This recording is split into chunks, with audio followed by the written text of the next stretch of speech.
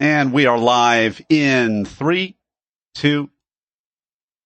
Hey, everybody. Welcome to this special edition of Doc Talk. I've got a frequent expert and guest with me, David Norris MD MBA. How are you doing today, David?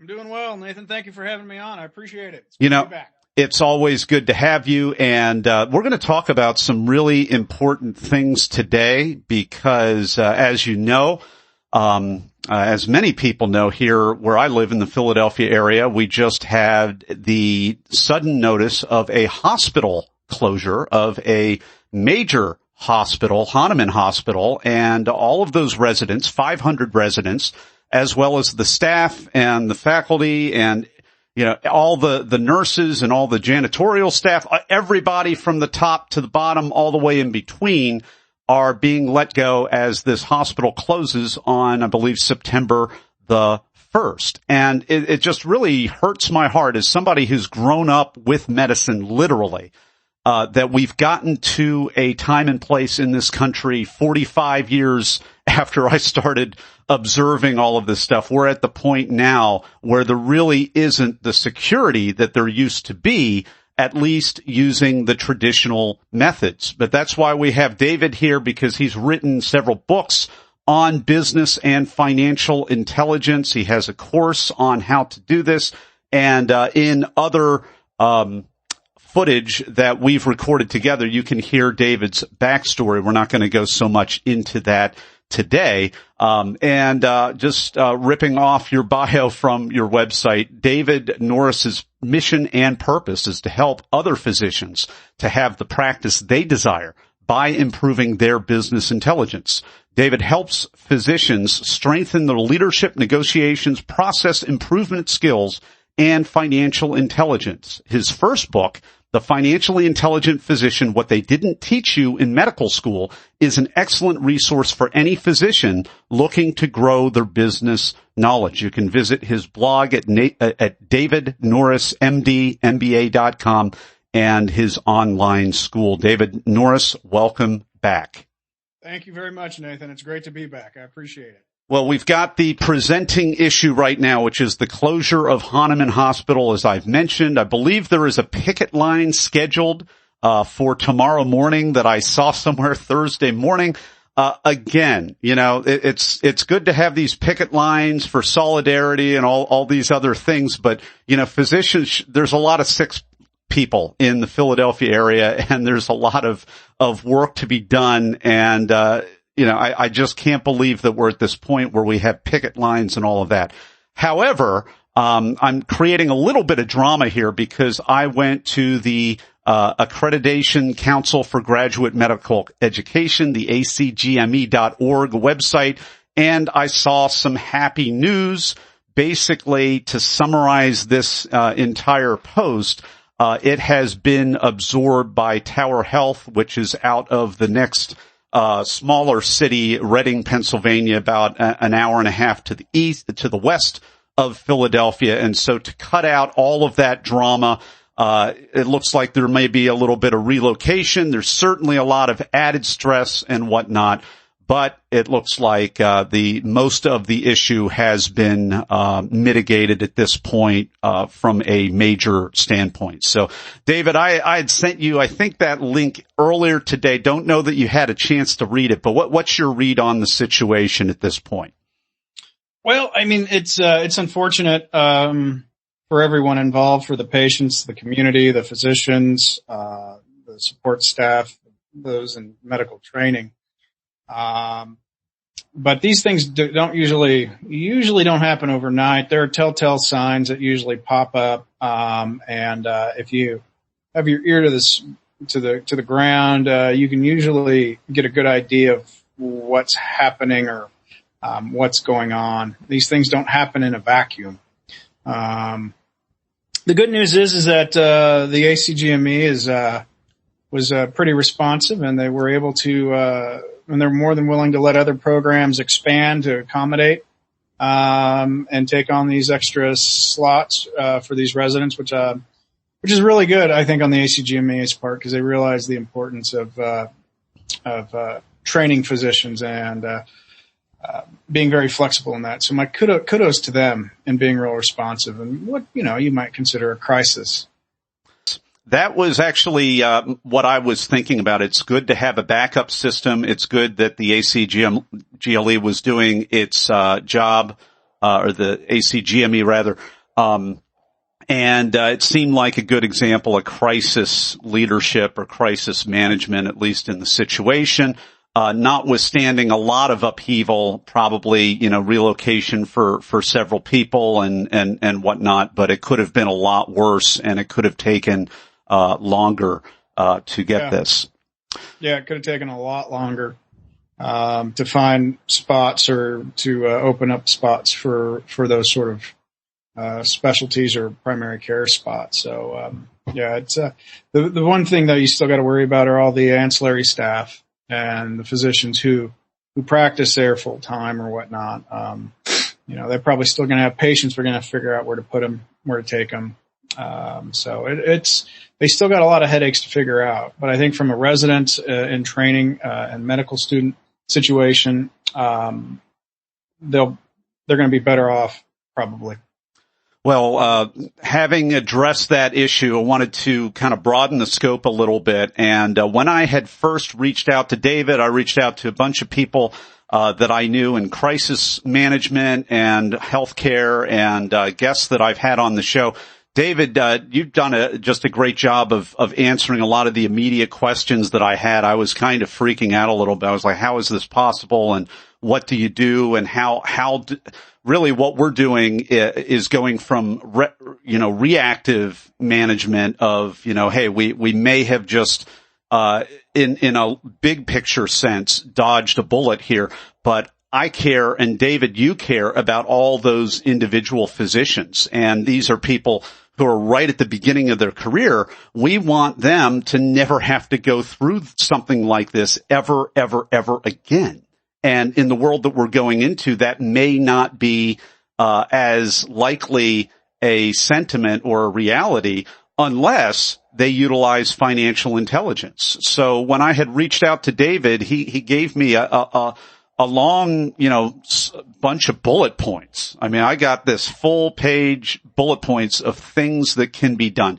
And, like everything else in medicine, there are not always easy answers. There were things in there, and then I turned it into a mind map, which you have available, right now, just upon request. I'm probably going to bundle it with whatever link, that this, content is on. But basically I was able to divide these, to vet it. How do you vet your employer? When you go out for your first or your second or your next medical job, what can you do to maybe it's the writing on the wall, maybe it's reading between the lines, maybe it's a lot more subtle, but there are a lot of things that you can do. Not everything is super cut and dry, but David, you gave a number of great strategies. So, anything that you want to say about that at this point, and then I'll just kind of divide the scenarios up, and then I'd love for you to kind of walk us through those scenarios. Sure. I think you don't know what you don't know, and that's one of the problems with current medical education is that they don't really teach us some financial intelligence and how to really determine how healthy a practice is, how healthy an organization is. And these principles we're going to talk about and how to vet these sort of things are the same sort of tactics and steps you would take if you're going to go invest your own money into whether or not it's a publicly traded stock or a locally held company. The principles are the same, and you're really getting down to how do I determine the true value and the stability and the financial health of this organization that I'm going to join or invest in. And where you get the information differs based upon what you're getting into, but overall, the principles are going to be the same. All right. So we basically have three different scenarios that we're going to talk about here. Those are the for-profit companies, obviously have public information, so that makes it easier to at least take David's advice on reading financial reports, which is an earlier conversation that we have available. We have nonprofit hospitals and organizations, which is also easier because you do have the GuideStar rankings, and then you have the smaller private clinics. And that's the one where I can only think of my father, who is really literally in the last few days of his rural clinic right now. And it really does take a little bit of moxie to ask for financial numbers or to have that kind of a delicate conversation. But as you mentioned, David, it's all about negotiation. It's all about leverage. And you've made some sample role play sentences and lines that could make that a little bit easier. So I thought what we would do would be to talk about these things in order of at least public transparency. And so this is what we've got, and we're just zooming right into David's notes right here. So I'll just turn this over to you, and then I'll interrupt rudely if there's anything that I want a little bit more clarification, or I'll try to hear the questions that are surely being asked as you go through this. Yeah. So basically, if you're working, there are three types of organizations I think you may go work for. One's going to be the small privately held company. One's going to be a nonprofit organization, and another would be a publicly traded organization. Some of the, HCA would be an example of that as a publicly traded hospital.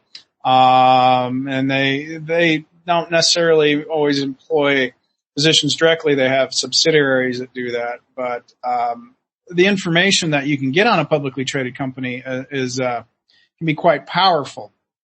They always have to file with the IRS quarterly and annually, and you can always get the 10Ks and 8Ks from the IRS directly. Usually if you go to a website, you might be able to find that sort of information under the investor section of the website as well. It's going to be the similar information. The IRS forms, you can actually get you can get a good idea of what they're saying, and you want to read the comments or the notes contained within those as well. Oftentimes they'll put little nuggets in there as to what they see the market changing or how they plan to tackle the market or new initiatives they're going to have. You can go to any number of sources. You can go directly to the IRS, Yahoo Finance, Google, Microsoft. Any of those sort of organizations will have. They're going to get all that information from the feds, but they'll present it in different ways. Some will go ahead and they'll take the balance sheet and income statement, and you can also get the cash flow statement. But really what you want to begin to look at is what is the financial health or stability of this organization? What's their cash position like? And these are the questions that you're going to ask no matter what you go to, is what's the cash position like of this organization? Do they have enough cash on hand to make payroll? Are they well capitalized in terms of are they using the capital they have? Are they investing it wisely? Or where is the capital coming from? Is capital coming from equity that they're selling to investors, or is it from debt that they're taking on and then they're borrowing that money? You can find a lot of that information out, but just by looking at the income statement, the balance sheet, there are a couple of different ratios you can look at. There are some debt ratios and financial solvency ratios like working capital and whatnot. I'm not going to go into how you calculate those. That's easy. They can get it in my book. They can get it on a course, or they can go to any website on financial intelligence and get that. But really what you want to do is you want to determine, for me, I would say the first one is, what is the financial health? What's the cash position? And how has that been changing over time? You don't want just a snapshot. You're going to want to compare them and see how these things are trending for the last few years. If cash is growing, or the assets are growing, that means they're investing and, they're dumping that money back into the company. That's a good thing. And that means that they're growing. If you see liabilities are beginning to crop up, I would begin to ask, why are our liabilities rising? Are we not having enough cash come in to meet all of our demands, our capital demands or whatnot? So those are some things that you're going to look for in terms of the trends. Now, every company may have a little bit of a cycle, or they may have a reason why that happens. But I think you go into any sort of interview, and really an interview is nothing more than a really long negotiation. You're going to be better armed in order to kind of determine, one, how long you think you want to stay with that company and what they have for you in terms of longevity, and how long you be able to practice in that particular organization. So publicly traded companies are pretty easy to get that information. Now, if you're in a big organization and they have a bunch of subsidiaries, it might be more challenging to get the local data. Like HCA, as an example, they're a big company, and every little hospital they have is its own separate LLC, and that all that money gets on all those reports get funneled up into the final report to the feds. Some of those are harder to get a hold of. Some of them you may never get a hold of. But if you look at the overall global picture, you should be able to understand where the corporation is wanting to take the company, what their direction is, and what their mindset or their plans are. And that'll give you a good idea of whether or not that's a good fit for you in terms of values, and where they're wanting to go. Take time to really study those publicly traded reports if you're going to go work for a company like that. And that'll really, I think, give you some good solid insight. And then when you begin to interview and you get answers that don't necessarily jive with the impression you had from your initial survey, then ask questions and dig deeper and get that information. You'll be surprised what they'll tell you if you come prepared. Yeah, just ask. Yeah. So you've got public paperwork for the for-profit companies, and I discovered GuideStar a few years ago. I was doing some research on nonprofits, and not a political statement, but I was just amazed at how prominent the Clinton Foundation was when I went to GuideStar to look. I said, that's a lot of money they have. And then that came in the news, I guess a few years ago for whatever, issues, and whatever reason. But, anyway, that's, the GuideStar is a great place to find information on nonprofits, including, medical institutions and hospitals. So tell us a little bit more about, the nonprofit Sure. institutions. So in the nonprofit world, those organizations are going to file a 990, and they're going to do that annually. And they're going to pretty much give you the same information as a publicly traded company. In fact, they probably are going to give you a lot more than you would find with a publicly traded company. They're going to give you the income statements and balance sheets, and you should be able to pull. It's the problem with GuideStar. Sometimes you can get sequential serials information. Sometimes you may be missing a year. It's not as easy to get it as a publicly traded company because they're not held to the same standard. But you will get a plethora of information. They're going to give you the same outlook and why we're investing our capital this way or that way. The only difference are going to be some things that show up in the balance sheet. There's going to be net assets, rather than real equity or capital. They're going to call them net assets, but really it's just equity. They're still going to have assets that they're using. They're still going to have liabilities. They're still going to have an income statement. The other interesting thing you can find is for key players in that nonprofit, they have to report what they pay those people. Okay, so the board of directors and the chief of medicine, yes, and all of the bigwigs. You're going to know what a lot of the bigwigs make, and that's going to give you some powerful reference points as to your negotiation. And so if you know that the CEO or the CMO is pulling down a couple $100,000, they're non-clinical, and you're in the trenches and you're answering pages, working 60, 80 hours a week, I think that gives you some pretty good information as you go negotiate that salary. So you can get that information from some of these reports. The other thing you're going to want to do, just like you do in the publicly traded, is look at a couple different years and see how the things are going. Is there working capital, which is how much cash they have on hand? How has that been changing? Of liabilities, what have they been doing? How well have they been reinvesting the cash that they generate back into the company? Because that's, the nonprofit is you don't give that money to investors, you reinvest it for the use of the community or whatever public good that they say that they're for. And then you might have to figure out how to create a cash flow statement to see where the cash is really coming to and going from. With a publicly traded company, some of those sites will create that for you. With a nonprofit, you're going to have to create that yourself. Again, I have some resources to help you with that. And there are plenty of resources out there that can help you quickly create a cash flow statement. But you'll be able to see where the cash is coming to and from. How much cash are they getting from donations and charitable contributions versus the core function of that nonprofit, which is healthcare. How much is coming in from that? And then where's that money going? And you'll be able to get a good idea of where the money's really coming from. And that's real important, particularly in a nonprofit, because it's easier to have money, I think, leak in a nonprofit because you don't have investors necessarily expecting a return on their investment. Mm-hmm. So if you created your own cash flow statement, you might be able to determine, I see, you got money coming in, but you're also borrowing a lot of money. And it's reflected on not only cash flow statement, the balance sheet. So what's going on? Are you guys borrowing the money because you're expanding and you don't have enough equity or net assets or, donations to do that?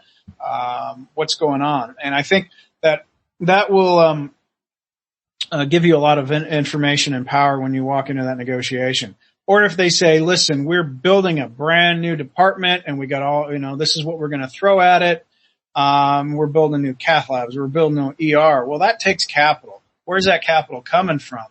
And if they're promising you that, and then we're building this for you to come, look at the balance sheet, right? Look at those income statements and say, I don't really see where the capital's coming from. Can you explain to me how we're going to pay for this? Because I don't want to come if you're making me empty promises and I get there and I've signed this contract, I got a non-compete, and all of a sudden, boom, I'm stuck here and you're not fulfilling your promises. That does happen. Well, well, I've been privy to those conversations. As a medical spouse. So, you come in and, the restaurant is wonderful and the food is great. And I'm not always used to that. And, it's easy to get a little distracted with that. And then the promise is made, we're going to build this whole department or we're going to do this or that. And it's a great intention. It's a great intention, but is it really a plan? And, right. I think that's a great way. Just having a little bit of David's financial intelligence can make a big difference between you just kind of swallowing the whole thing hook, line, and sinker, and then 5 years later, you're just doing the same job and maybe even getting, kind of passed over in some ways, or really having not just the assurance, but them knowing that your way around a balance book and a balance sheet and can really have that kind of financial intelligence and astuteness to determine what's going to happen or not happen and have a little bit of a pushback in a good way. Yeah, I mean, if I were an executive recruiter, physician recruiter, and I'm giving you we're going to build this whole new clinic for you. It's going to be awesome. We're going to have we're going to have the fanciest, newest robot. And you look at the balance sheet and you say, okay, where's your capital coming from for this? I don't see a lot. I mean, if that's the case, and you begin to question that, well, they're going to, I don't know. I mean, it'll put them on notice. And they may know that they probably either will need to really figure out how to pay for it, get it paid for, or they may just say, maybe this guy isn't it, and maybe you avoid a headache. So, yeah, but you can gain a lot of information from those reports for the nonprofits that way. So I have one thing. You go on. I'll hold my question, and then we'll cover the last piece. Sure. And don't be afraid to ask, the leadership, where do you really want to take this company? I mean, it really is a company. It just is the way it's structured for tax reasons. It doesn't operate necessarily as that, but it's still a company. It still has a core function, right? It has a mission and purpose, what it is, it does, and why it does it.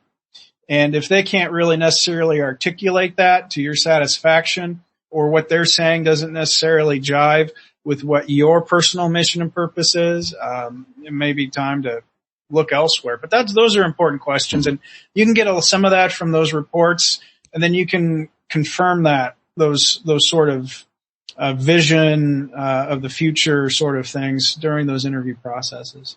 David, something that you said earlier, it sounded to me like it seemed a little counterintuitive to me at first.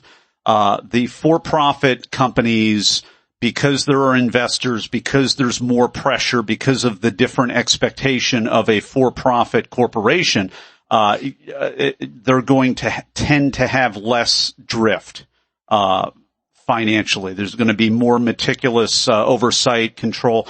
For a nonprofit, because of the expectations of it not being, nonprofit is not supposed to be a business strategy, but sometimes they're less profitable than the for-profit. And because of that, from what you said, or what I thought you said, there can be a little bit more leeway and things might not be paid as close attention to. Did I hear that correctly? And I think there's a chance and the opportunity to have more drift in a nonprofit, just because you don't have the SEC and you don't have investors that can go to the feds and say, hey, I gave these guys money in exchange for equity. I own part of this company and they're mismanaging it. Whereas a nonprofit, they're usually viewed as something that serves a public good, or they of some kind, and they're given more leeway. They don't have necessarily that investor oversight. If you're taking care of indigent care as part of your nonprofit, you don't have a bunch of indigent care folks looking at your report saying, "Where's my care?" They're grateful to get the care, but if I invest in a company, I want to make certain I get my money. And that investment's working. So I think those are the two differences. More often than not, nonprofits, although they do a good job, I mean, they don't necessarily have that financial oversight by the SEC. Well, this is interesting because it says to me, this is how capitalism is supposed to really work. There's supposed to be checks and balances and there should be accountability. So that sounds like what you were just talking about. Yep. So, our final, department here, our final category is the solo practice or the smaller practice, the private practice. And, private practice finances is, almost none of our business, but it really is because in these uncertain times, there's a mentor of mine that says, whatever your dream is, you're trading your life for that dream. So, choose carefully. And, I was just, actually taking my cell phone little 10-second story. My mom gave me vintage retro photos from the late 70s and my earliest childhood memories of when we ripped up the backyard to put in the parking lot for my dad's office. And we had this giant, heavy construction equipment and all this stuff and all, the whole 70s Kodak picture look. And so all that stuff is very rich in my mind. And, my father had his first staff and they're all lined up. And I'm like, wow, that's a big staff. And all of these things are coming to mind right now. And that's a private clinic, or at least that's the way it used to be. It may be a partnership clinic now, but that is private, information. And, it's likely you might be interviewed by the founder of the clinic who may be more than personally invested, who may have a very strong personality. And so this approach will probably require the most tact and skill. And I love that you made a few conversation openers. And again, like everything else, this is a negotiation, not just the finances, but whether you're going to go there as a new physician or a newer physician or a seasoned physician, or you're going to go to any of the other hospitals or nonprofits that could have you. So please just walk us through this option. Sure. Yeah, so with the privately held organizations, those are going to be the hardest, because if I and a couple other guys, like my practice, we're privately held. That information is confidential. We don't share it, and we don't have to share it if we don't want to share it. We don't have to report it to anybody except for the IRS, and you can't get it from the IRS. So it can be really challenging for you to kind of get a good idea of what the financial health or the financial picture of that private organization is. They may or may not let you see their financials. And you really have no way of knowing if they do show you, if they're valid and accurate. You're really going to have to do some investigation and more detective work, to really determine whether or not what they're telling you is viable and is true. One of the best ways to do it is kind of get the word on the street, if you will. When you get signed up or you're interviewing with a clinic or a practice, you're going to have a good idea of how successful that practice is based upon word on the street, referral patterns, things like that. You can get an idea when you begin to do those initial things is how many new patients are you bringing into the clinic? What's the opportunity for me to grow my own practice if I join? Why are you looking to expand? Am I coming on as an employee, or is there any opportunity for partnership or profit sharing? So you'll be able to ask some of those questions. And then when you go interview or you go look at that, I would ask some of the nurses, and other ancillary staff, how happy are you working here? Do you think the pay is fair? Are you happy with your benefits? Ask them if you have other employed physicians. They may or may not tell you, but you won't know if you don't ask. How happy are you with your pay? Are you getting bonuses? Are you getting regularly raises or bonuses? How's that determined? And if you are, have they changed in the past? Are they going up? Or are they going down? Are they cutting benefits? Are they cutting back on staff? Are they trying to cut costs?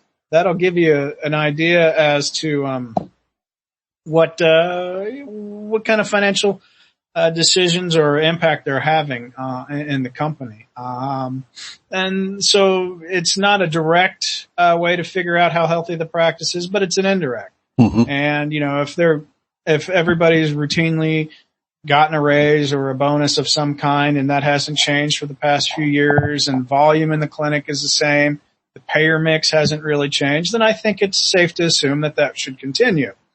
And I think it's perfectly reasonable to ask, what is your payer mix? Where are your patients coming from? How many new patients are coming in? How many patients are we losing? Those are reasonable questions, and if you're trying to join a practice and really you're going to help them build their practice, you'd want to know what you're up against.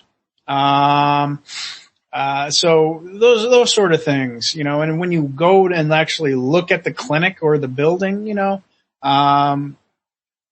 it's like when we used to rent houses. My brother and I used to have rental houses. We'd look to see how well people kept their cars, because that was a surrogate as to how well they'd keep our property. Mm-hmm. Okay. How well do they maintain their assets?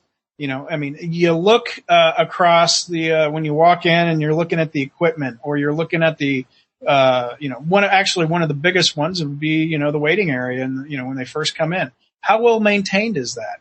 I'll give them some slack on the parking lot and what those can go bad pretty fast. But once you get inside the physical structure, how well maintained is that? Is it clean? Does it appear and smell and feel clean? The equipment that they're using, how old is it? Is it up to date? Now there's one thing about if something's still working, stick with it. But if it's obsolete, or you can tell it's been neglected, that could tell you that if they have deferred maintenance of some kind on assets or the building, that, those bills eventually do come due. and where are they going to get the money? If they haven't been budgeting for that, they might take it out of you. So that's another way for you to kind of get an idea of how well things are going. If they've had rapid expansion, I don't think it's wrong to ask how that was financed. Did they take on a lot of debt, or did you have a bunch of partners kick in cash to expand? I think those are reasonable questions, particularly if they're promising you a partnership track or you're going to buy into that company. You want to have I think it's better. The worst thing to do is, it's 2 years to partnership, and then when they finally say you can become a partner, you examine the financials, and now you got a non-compete and you don't like the financials. You're kind of in a bad situation. Yeah, that's real bad leverage. Just because it's so late in the game and reactive and everything else, which is another reason why your course is so wonderful. You give people this kind of financial intelligence in a way that they can just kind of browse and enjoy in short form, as opposed to death by PowerPoint medical training long form. These are not 90-minute modules.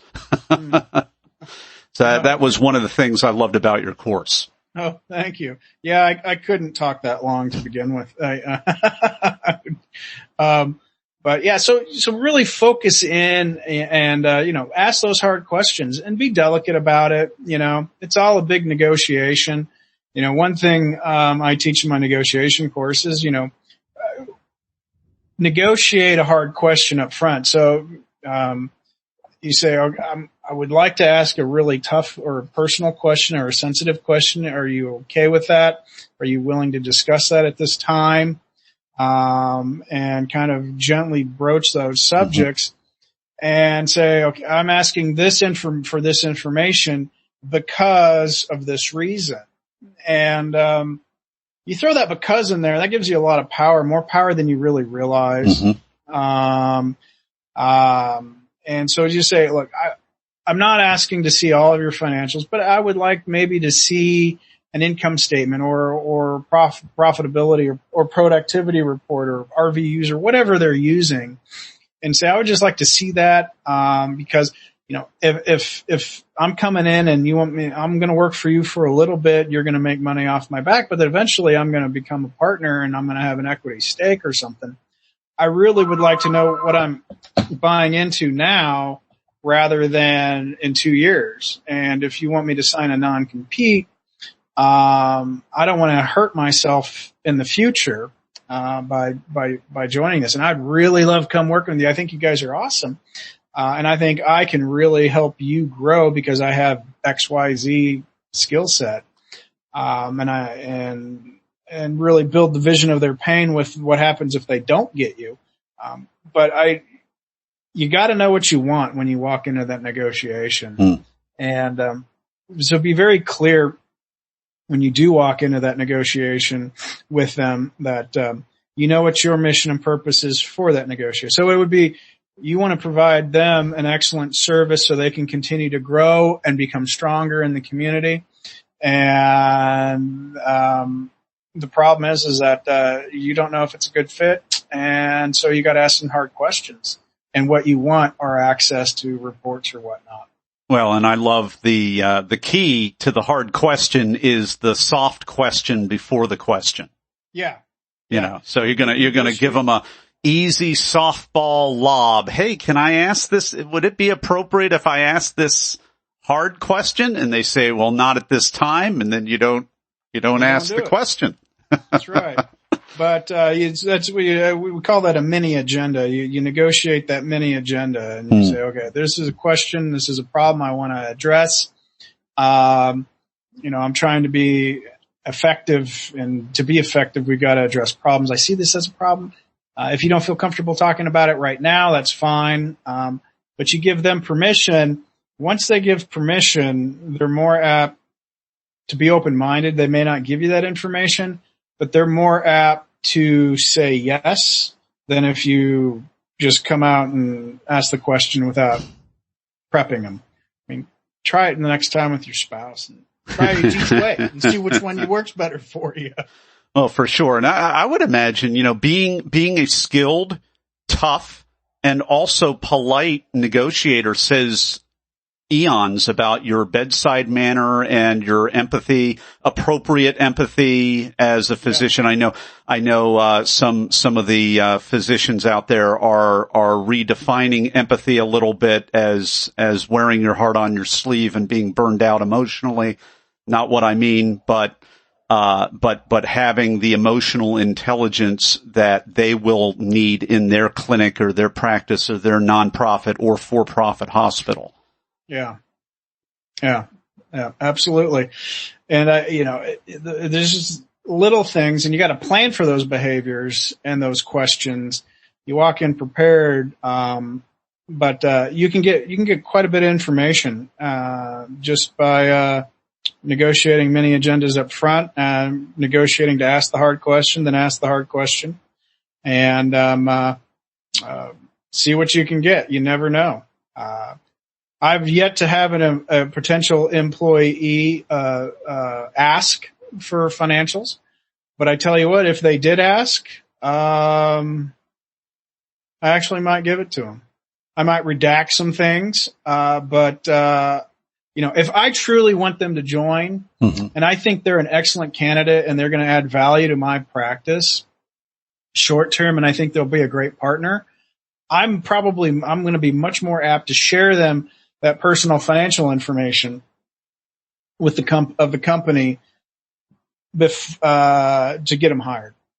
They're going to have to sign a non-disclosure agreement, and there'll be penalties if they don't, or if I find out they do that disclose that confidential information. But if I'm really confident that we're a good fit, I might show some of them. And I don't think it's unreasonable, because if they're really good guys and they really want to build a practice, they're going to be honest and upfront to begin with. Now, if they're doing smoke and mirrors, you'll be able to tell. You'll be able to tell pretty quickly in that negotiation. So those are the three ways, or the three companies that or types of entities, and how to get that information. Going small private practice, or even private practice privately held, is going to be the most challenging. It can be done, and you just got to be a little more savvy about it. And I think if you're financially prepared on the upside, and you're able to throw out some of that lingo, and you're able to talk to some of those points, like, I'm really concerned about the cash position, and I would like to see, the cash flow statements or whatnot, just so I have an idea, if I come and join, all of a sudden there's an equity call, I'm concerned about that. I think that they'll realize that you're a little more savvy than the average physician, and they'll make you more attractive. Well, we've been enjoying this conversation. This is a super in-depth, super relevant discussion in light of what's going on, hospitals closing and uncertainty, and politicians virtue signaling all over the place about human rights and healthcare. Where we're coming from is, we believe that physicians are the ones, at least I believe, are the ones that really care about healthcare as a human right, because you borrowed everything to go into medical school, to stay in medical school, complete it, and now what do you have but a very much different landscape than ever before in medicine. You can't take the stability for granted anymore. So I want to thank David Norris MD MBA.com, which is where you can find him, for coming on, speaking about these topics. And you can check out his online school at learn.davidnorrismdmba.com. You can also go to his Amazon author page. He's got some great reviews for some of his books that he has. And I'm going to turn it back over to David, as I always do, for the final word of advice. I would say my final word is educate yourself. Spend time learning how to become a financially intelligent physician. Spend some time investing in yourself learning and teaching yourself learning how to read income statements, balance sheets, and determine financial health of the practice. That's only one component of business intelligence in having a thriving practice. But honestly, I think it's probably one of the most important, because without cash, your doors are going to close. And there's nothing worse than putting your life and soul into a business and watching it fold when you could have prevented it. And I see a lot of physicians do that, and I think it's something that can be prevented. And I think if we had more independent practicing physicians out there, healthcare would be much different.